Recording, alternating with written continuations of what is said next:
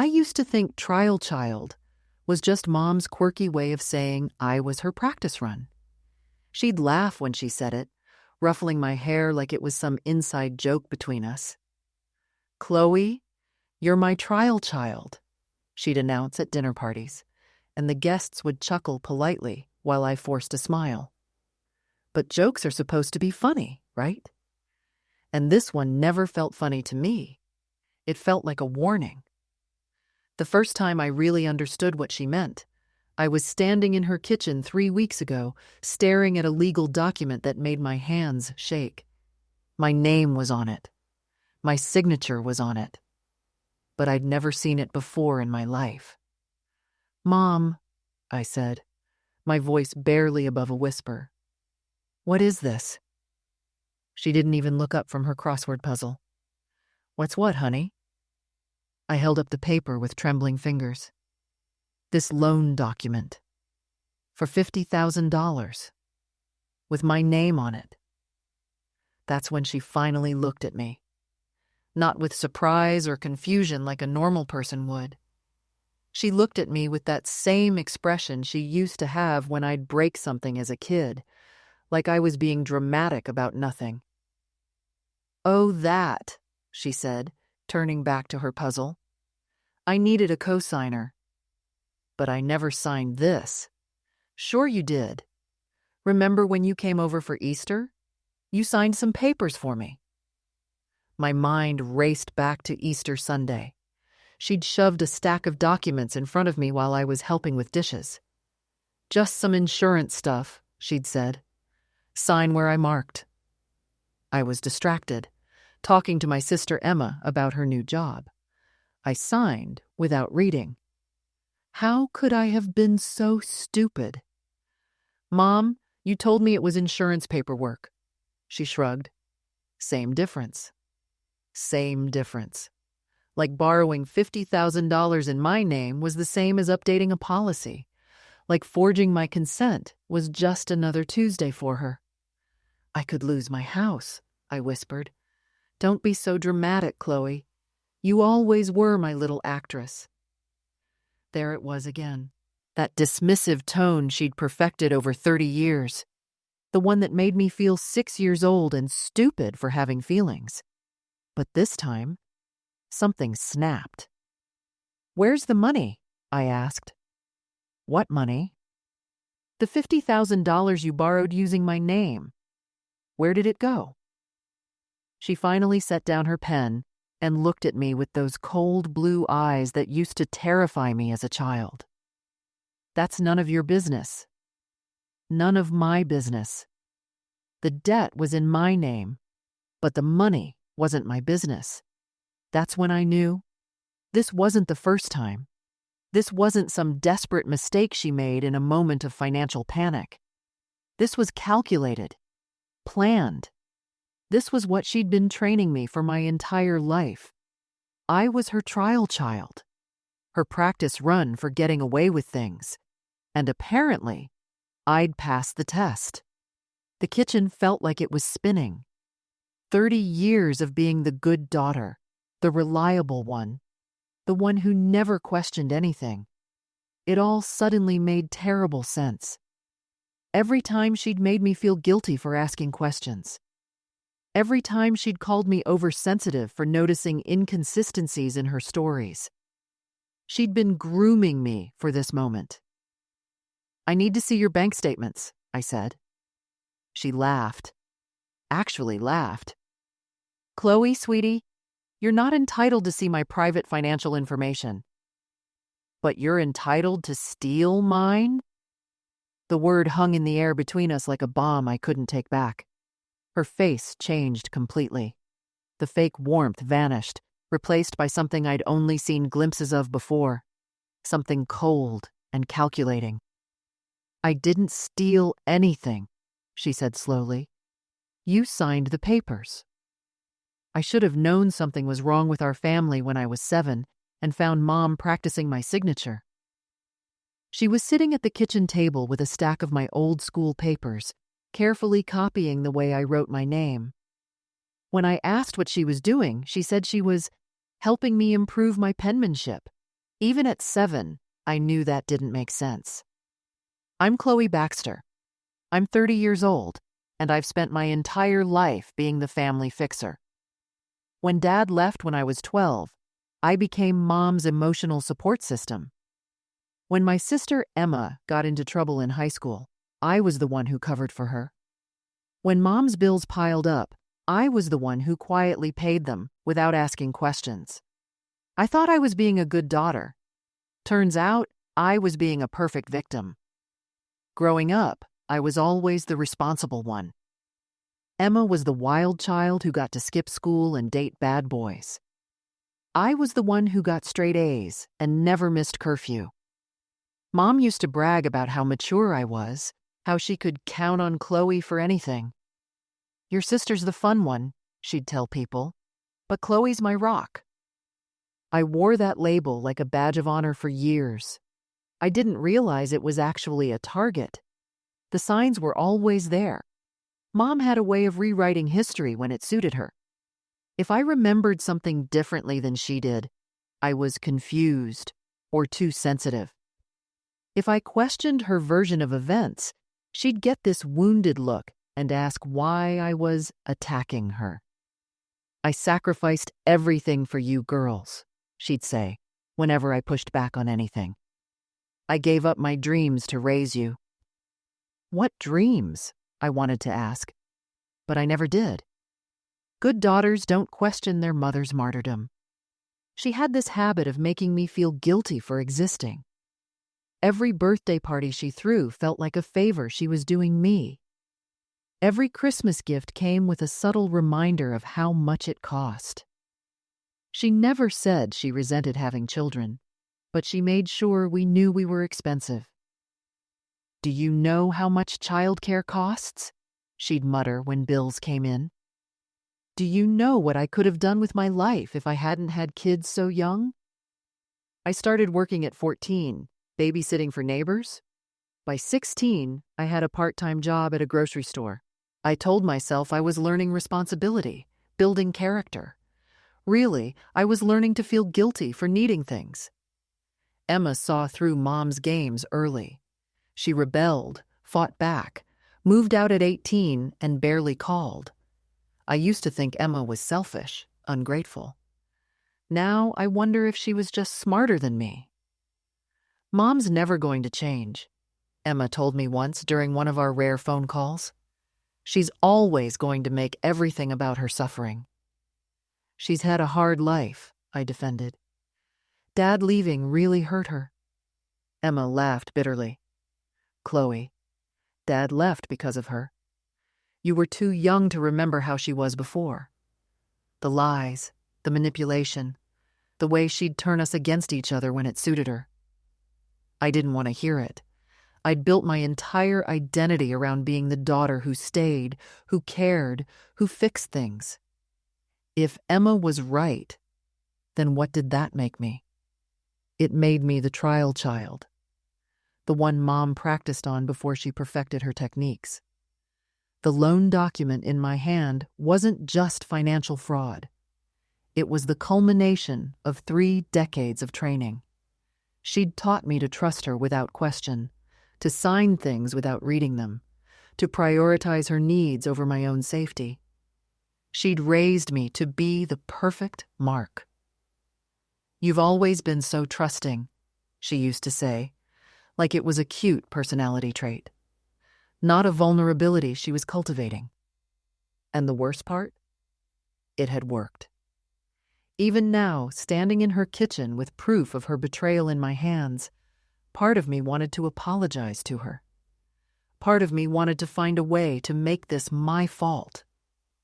That's what 30 years of being a trial child does to you. It rewires your brain to protect your abuser, even when they're destroying your life. But for the first time in my life, another part of me was getting louder. The part that was tired of being tested. 2 days after finding the loan papers, I got a call from my bank. My business checking account, the one for my small consulting firm, was frozen. There was a lien against it for unpaid taxes. Taxes I'd never owed. "Ma'am, According to our records, you have a business partnership with a Patricia Baxter, the bank officer explained. The IRS has filed a claim against your joint business assets. Patricia Baxter. My mother. I don't have a business partnership with anyone, I said, my hands shaking as I gripped the phone. I'm a sole proprietor. I've always been a sole proprietor. Let me check the documentation. Yes, here it is. Partnership agreement filed 6 months ago. Both signatures notarized. 6 months ago. Right around the time Mom had that family emergency and needed me to come over immediately. She'd been frantic on the phone, crying about some urgent paperwork she needed help with. Something about her late mother's estate that required immediate attention. I'd dropped everything and rushed over. She'd had papers spread across her dining room table, looking overwhelmed and confused. I just need someone to witness these signatures, she'd said. The lawyer said I needed a witness. She'd signed first, then handed me the pen. Just sign here, honey. You're just witnessing that I signed. But I hadn't just witnessed. According to the bank, I'd signed as a business partner. I need copies of everything, I told the bank officer, every document with my name on it. When the paperwork arrived the next day, it was worse than I'd imagined. Not only was I listed as a partner in something called Baxter Family Consulting, but according to the tax records, the business had reported income of over $200,000 last year. Income I'd never seen. Income that didn't exist. Except it did exist. The checks were all made out to Patricia Baxter, but they were deposited into accounts that listed me as a joint holder, accounts I'd never opened. My phone rang. Mom. Chloe, honey, I heard you've been calling around asking about some business papers? How had she heard that? I'd only talked to the bank and my accountant. Mom, what is Baxter Family Consulting? Oh, that's just something I set up for tax purposes. Nothing you need to worry about. I'm listed as a partner. My accounts are frozen. I'd say that's something I need to worry about. There was silence on the other end. Then, you're being very dramatic about this. Dramatic. Again. Dramatic? Mom, you've stolen my identity. You've put me on the hook for taxes on money I never earned. My business is shut down because of you. I didn't steal anything. You agreed to help me with the paperwork.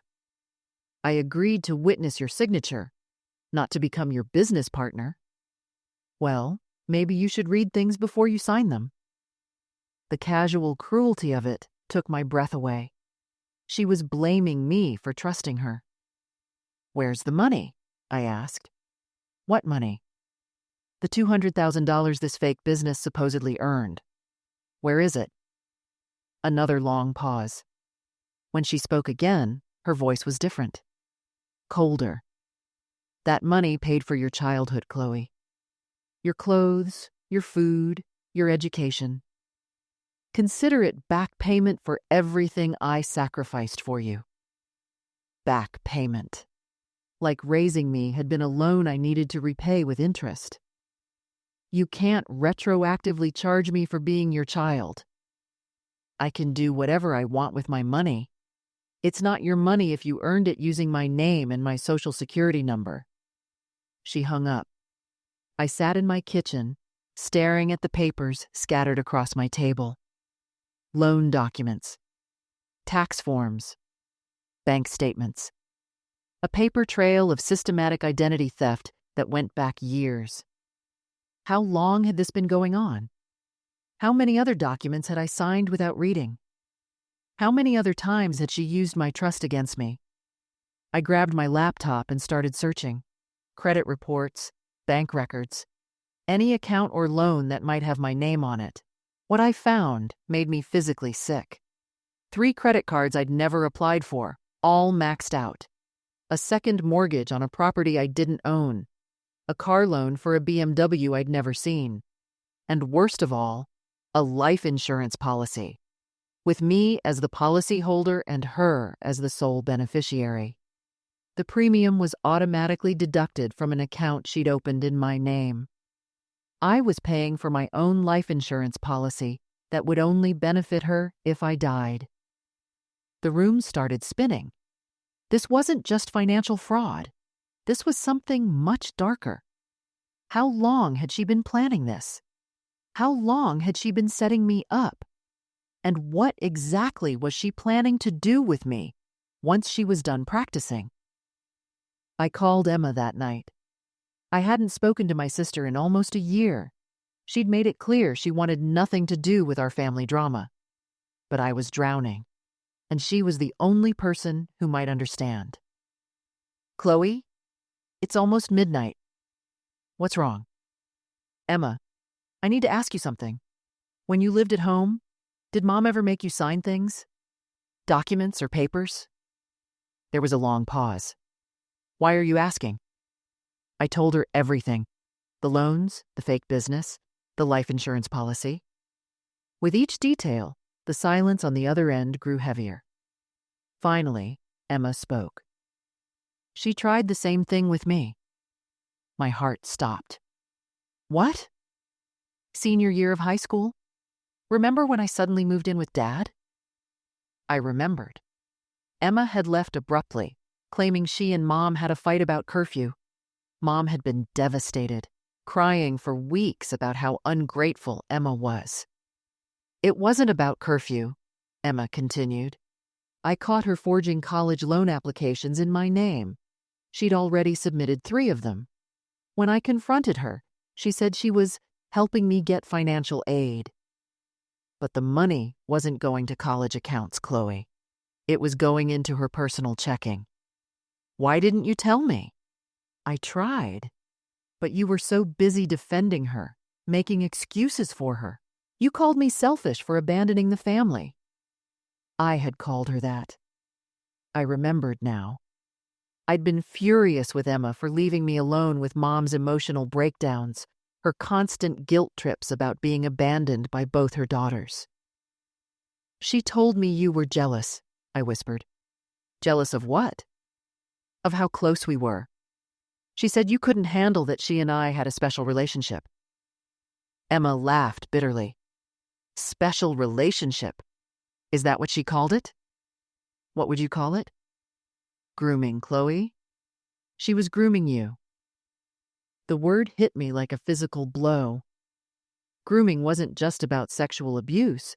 It was about conditioning someone to accept unacceptable behavior, teaching them that their boundaries didn't matter, training them to prioritize the abuser's needs over their own safety. "When I left," Emma continued, "she lost her primary target. So she doubled down on you. Made you feel even more responsible for her happiness, more guilty about the possibility of leaving." I thought about all those years after Emma left. How Mom had cried constantly about being abandoned. How she'd made me promise I'd never leave her like Emma had. How she'd started calling me her best friend and telling me things no mother should tell her teenage daughter. "She used to call me her little husband," I said quietly. Jesus, Chloe. After Emma left, she'd make me take care of everything. Bills, appointments, even mediating her fights with boyfriends. She said I was the only one she could count on. "And you felt proud of that." I did. The admission hurt. I felt special. Chosen. That's how it works. She made you feel like being her victim was an honor. I started crying then. Not just for the money or the fraud, but for the 30 years I'd lost to her manipulation. 30 years of thinking I was the good daughter, when really I was just the well-trained one. "There's something else," Emma said softly. "Dad didn't just leave because of their marriage problems. He left because of what she was doing to us." "What do you mean?" "He found out she was using our social security numbers to open credit accounts. He threatened to turn her in if she didn't stop. She promised she would, but—" Emma trailed off. But she didn't stop. She just got smarter about hiding it. And she made sure to poison us against Dad so we wouldn't go to him for help.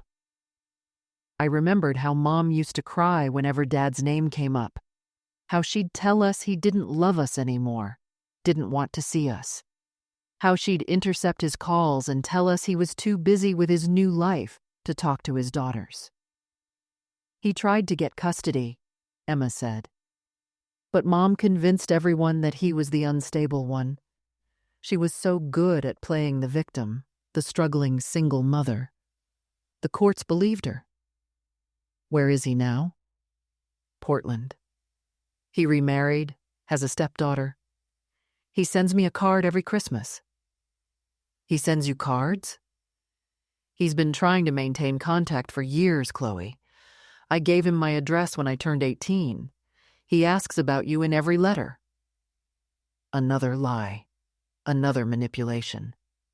How many relationships had Mom sabotaged to keep me isolated and dependent?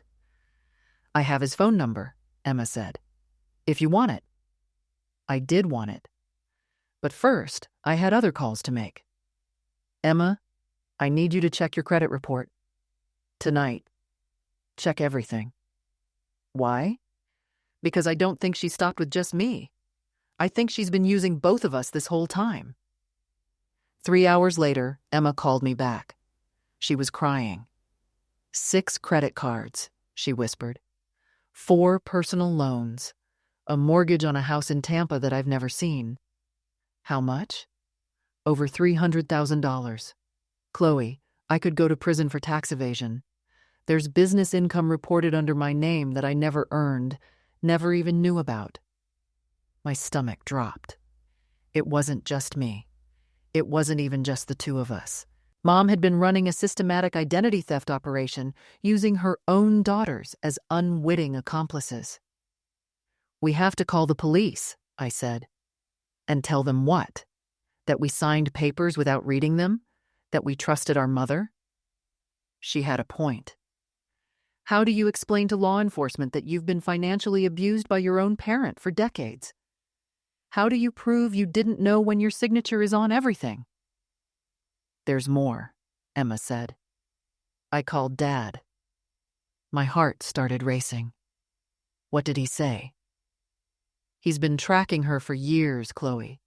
He hired a private investigator after the divorce. He knew she was committing fraud, but he couldn't prove we weren't willing participants. What do you mean? She's done this before. Not just with us. With her mother before she died. With her sister. With at least 2 ex-boyfriends that Dad knows about. She has a pattern. The room felt like it was tilting. What kind of pattern? She targets people who trust her completely. Usually family members. She starts small. A co-signed loan here. A joint account there. Then it escalates. Fake businesses. Forged documents, stolen identities. By the time her victims figure out what's happening, they're so deep in debt they can't afford lawyers. How does she get away with it? Because her victims love her. They don't want to believe their mother, their sister, their girlfriend could do this to them. And even when they do figure it out, they're too ashamed to report it. Too worried about what people will think. That was it exactly. Even now, with mountains of evidence, I felt guilty for considering turning her in. She was my mother. Didn't that count for something? Dad wants to meet with us, Emma said. Tomorrow. He says he has evidence that might help. I hadn't seen my father in 15 years. Mom had made sure of that, poisoning every attempt at reconciliation with tears and guilt trips about how much it hurt her when we chose him over her. But I'd never chosen him. I'd never been given the choice. Okay, I said. Where? The next morning, I drove to a coffee shop downtown with shaking hands. I recognized him immediately. He looked older, grayer, but his eyes were the same kind eyes I remembered from childhood. The ones Mom had trained me to see as cold and abandoning. He stood when I walked in, and for a moment, we just stared at each other. Then he pulled me into a hug that I didn't realize I'd been missing for 20 years. "I'm so sorry, sweetheart," he whispered. "I should have found a way to protect you." Emma was already there, sitting at a corner table with manila folders spread in front of her. When I sat down, Dad pushed a thick file toward me. "I've been documenting everything for years," he said. "Every suspicious account, every forged document, every lie. I kept hoping one of you would reach out, would be ready to hear the truth." I opened the file. Bank records, credit reports, copies of documents with my forged signature going back to when I was 18. Some I remembered signing, but most I'd never seen before. "She's been practicing your signature since you were a child," Dad said. "She can forge both of your names perfectly. Has been for over a decade." There were photos, too. Pictures of Mom entering banks, signing documents, meeting with people I didn't recognize. Dad's private investigator had been thorough. "The life insurance policies were the final straw for me," Dad continued. "She took out policies on both of you without your knowledge. High-value policies." "How much?" Emma asked. $500,000 each, with accelerated death benefits for terminal illness. Emma went pale. "What does that mean?" "It means she doesn't have to wait for you to die to collect. If you're diagnosed with certain medical conditions, she can collect most of the money while you're still alive." I thought about all the times Mom had pushed me to skip doctor's appointments when I wasn't feeling well. All the times she'd insisted I was fine when I wanted to get concerning symptoms checked out. "She's been hoping we'd get sick," I said. Dad nodded grimly. "Or worse, the investigator found internet searches on her computer. Untraceable poisons. How to cause heart attacks. Making accidents look natural." The coffee shop suddenly felt too small, too warm. I couldn't breathe. "She was planning to kill us?" "I don't know if she'd ever go that far," Dad said. "But she was definitely researching it as an option." Emma grabbed my hand across the table. "We're going to the FBI today. Together." For the first time in my life, I felt truly protected. Not by Mom, who had spent 30 years convincing me she was my protector while systematically destroying my life, but by the family she'd trained me to abandon, the family I was finally ready to choose. The FBI agent who took our case was a woman named Sarah Chen. She had kind eyes but a no-nonsense demeanor that reminded me why I'd been afraid to come forward for so long. This was serious, criminal. There would be consequences. Identity theft involving family members is more common than people think, Agent Chen told us as she reviewed our evidence. But the scope of this case is unusual. Your mother has essentially been running a criminal enterprise for over 2 decades. She spread our documents across the conference table like pieces of a puzzle. Bank records, forged signatures, fraudulent tax returns, fake business registrations. When assembled together, the pattern was undeniable. "The life insurance policies are what make this attempted murder," she continued. "Combined with the internet searches your father documented, we have evidence of premeditation." Attempted murder. The words felt surreal. My mother hadn't tried to shoot me or stab me. She'd just slowly stolen my entire life while researching how to end it. "What happens now?" Emma asked. "We'll need you both to make formal statements. We'll also need you to cooperate with an ongoing investigation. Your mother will likely be arrested within the week." My chest tightened. Despite everything, the thought of Mom in handcuffs made me feel sick. 30 years of conditioning don't disappear overnight. "I know this is difficult," Agent Chen said, noticing my expression. "Family financial abuse cases are emotionally complex. Many victims struggle with guilt." "I still love her," I whispered. How messed up is that? It's normal, she replied. Love and abuse can coexist. That's what makes these cases so insidious. We spent 4 hours at the FBI office that day. 4 hours of walking through every document, every signature, every lie. By the time we finished, I felt hollowed out, like someone had scooped out my insides. Dad drove me home. We sat in my driveway for a long time without speaking. I should have fought harder for you girls, he finally said. She would have just gotten better at hiding things. And we wouldn't have believed you anyway. Maybe, but I should have tried.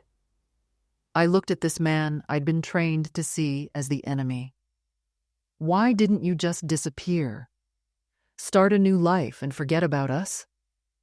He looked surprised by the question. Because you're my daughters. You don't stop loving your children just because their other parent is a monster. That night, I couldn't sleep. Every time I closed my eyes, I saw Mom's face when she'd dismissed my concerns about the loan documents. The casual way she'd shrugged off destroying my life, like it was just another Tuesday for her. My phone rang at 2 a.m. Mom. I almost didn't answer, but some sick part of me needed to hear her voice one more time before everything changed forever. Chloe? Thank God. I've been so worried about you. Worried about what? Emma called me today. She said you've been asking questions about some old paperwork. She's trying to turn you against me, honey. Even now she was lying. Emma hadn't called her. But Mom was trying to drive a wedge between us, just like she always had. I know about everything, I said quietly. Know about what? The fake businesses, the forged signatures, the life insurance policies you took out on us. Silence. Then, Chloe, I think you're having some kind of breakdown. You're not making sense. I'm making perfect sense for the first time in 30 years. Sweetheart, you need help. This paranoia, these accusations. It's not healthy. The FBI thinks it's very healthy. Another long silence. When she spoke again, her voice was different. The mask was finally slipping. You called the FBI? On your own mother? My own mother tried to kill me. Don't be ridiculous. Life insurance policies I didn't know about. Internet searches about untraceable poisons. What would you call it? I would call it a daughter who's lost her mind. No, I said, surprised by how calm my voice sounded. I would call it a daughter who finally found it. I hung up. 20 minutes later, my doorbell rang. I looked through the peephole and saw Mom standing on my porch, still in her pajamas. I didn't open the door. Chloe, she called through the wood. Open up. We need to talk. I called 911 instead. I need to report someone violating a restraining order. I lied.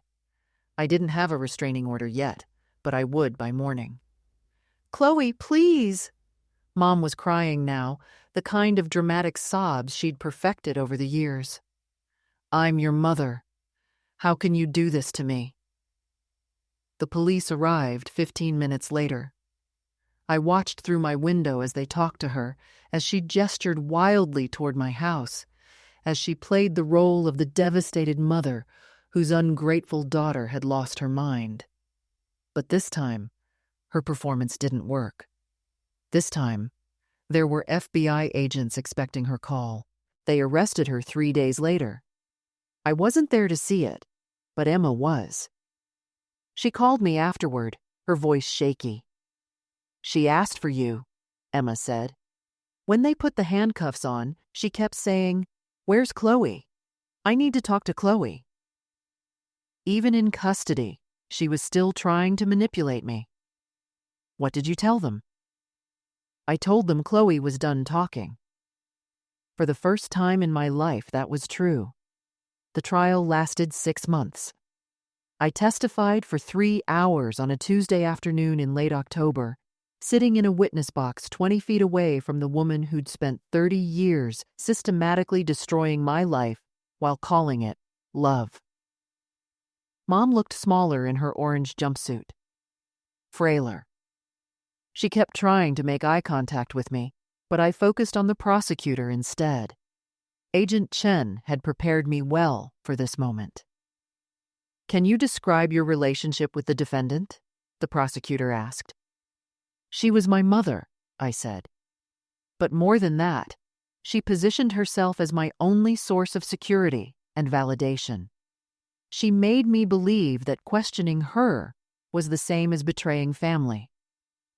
"And when did that dynamic begin?"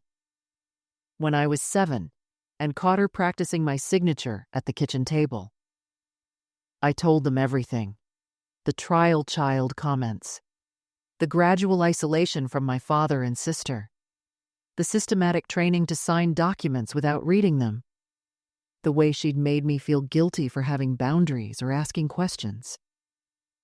"She didn't just steal my identity," I said. "She stole my ability to trust myself." Mom's lawyer tried to paint me as an ungrateful daughter seeking revenge, but the evidence was overwhelming. Bank records don't lie. Forged signatures don't lie. Internet search histories about untraceable poisons definitely don't lie. The jury deliberated for 2 days. When they came back, the foreman read 11 guilty verdicts: identity theft, wire fraud, tax evasion, conspiracy, attempted murder. 57 years in federal prison. Mom finally looked at me then, her eyes wide with shock and something that almost looked like hurt. Like she genuinely couldn't understand how I could let this happen to her. Even now, she didn't see herself as the criminal. She saw herself as the victim of my betrayal. After the sentencing, Dad took Emma and me to dinner at a quiet restaurant downtown. We were all emotionally drained, but there was something else too. Relief, maybe, or closure. "What happens now?" Emma asked. "Now we rebuild," Dad said. "Your credit, your lives, your ability to trust people." It's been 8 months since the trial ended. 8 months of therapy, legal paperwork, and slowly learning how to exist without someone manipulating my every decision. The financial recovery is ongoing. It turns out when someone spends decades committing fraud in your name, untangling the mess takes years. I had to declare bankruptcy. So did Emma. We lost almost everything, but we gained something more valuable: our freedom. I talk to my father now. Real conversations, not the carefully curated updates Mom used to filter between us. He's helping me rebuild my consulting business, and for the first time in my life, I have a business partner I can actually trust. Emma and I are closer than we've ever been. We talk every week, sometimes every day. We're both in therapy, working through 30 years of psychological conditioning. It's harder than I expected, learning to trust my own instincts again. Last month, I got a letter from Mom. The return address was the Federal Correctional Institution in Kentucky. I stared at it for 3 days before deciding what to do with it. I threw it away, unopened. I don't need to hear her explanations or her justifications. I don't need her apologies or her attempts to rewrite history one more time. I especially don't need her trying to convince me that somehow this was all for my own good. Some people think that makes me heartless. "She's still your mother," they say. "Don't you think you owe her something?" I used to think I owed her everything: my gratitude, my loyalty, my entire identity. I thought being a good daughter meant sacrificing myself on the altar of her needs. But I've learned something important. Owing someone your life and owing someone your destruction are not the same thing. Mom called me her trial child, and she was right. I was her practice run. She tested every manipulation technique on me, perfected every guilt trip, refined every method of control. I was her proof of concept for a lifetime of fraud and abuse. But here's what she didn't count on. Eventually, even the best trained victim can learn to fight back. The day they sentenced her, I walked out of that courthouse and felt something I hadn't experienced since I was 6 years old, before I learned to be afraid of disappointing her. I felt free. And for the first time in 30 years, I wasn't her anything. Not her trial child, not her little husband, not her best friend or emotional support system or co-conspirator. I was just Chloe. Finally, completely, unapologetically myself. She'd spent 3 decades trying to erase me, but in the end, I was the one who survived. Sometimes the best revenge isn't getting even. Sometimes it's simply refusing to disappear.